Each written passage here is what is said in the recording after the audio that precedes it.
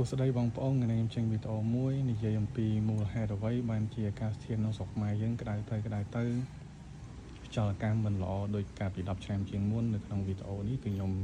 និយាយតែពីប្រទេសយើងទេបើតាមដែលខ្ញុំឮបងប្អូនខ្មែរយើងខ្លះគាត់និយាយថាមកពីឡានម៉ូតូស្រុកខ្មែរយើងច្រើនពេកដែលបណ្ដាលឲ្យអាកាសធាតុវាប្រែប្រួលខ្យល់អាកាសមិនល្អដូចពីមុនហើយមានបងប្អូនខ្មែរខ្លះទៀតគាត់ថាមកពីអ្នករស់នៅជាក្រុងឬក៏នៅតាមបណ្ដាខេត្តគាត់ដុតចំបើងគាត់ដុតស្បង់សម្រាប់ច្រើនពេកដែលវាជាកត្តាគួរផ្សំហើយមានអ្នកខ្លះទៀតគាត់ថា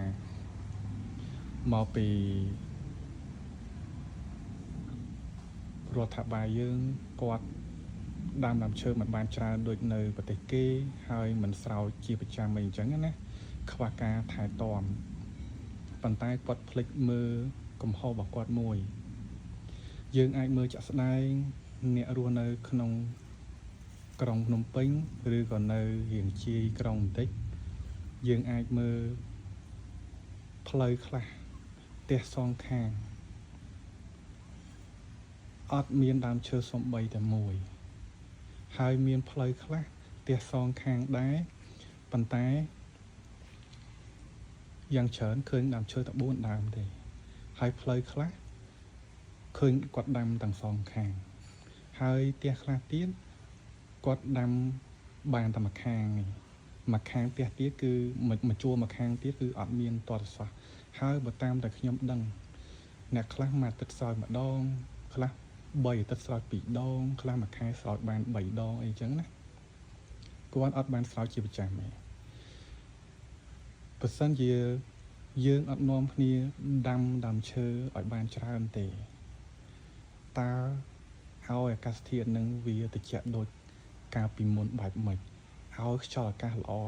ដូចកាលពីមុនបែបម៉េចយើងអាចមើលជាក់ស្ដែងនៅផ្លូវខ្លះគាត់ដាំដើមឈើទាំងសងខា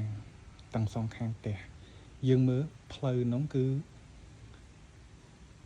ត្រជាក់ជាងផ្លូវផ្សេងយើងជិះទៅផ្លូវហ្នឹងគឺត្រជាក់ដល់ពេលផុតផ្លូវហ្នឹងគឺក្តៅហ្នឹងដែលវាជាចំណុចមួយដែលយើងត្រូវការបាទដូចខ្ញុំអញ្ចឹងខ្ញុំនៅពេលដែលខ្ញុំមកដល់ផ្ទះអញ្ចឹងខ្ញុំស្រោចរាល់ថ្ងៃបាទខ្ញុំស្រោចជាប្រចាំអញ្ចឹងអាហ្នឹងវាជាទម្លាប់មួយបាទហើយនៅពេលដែលយើង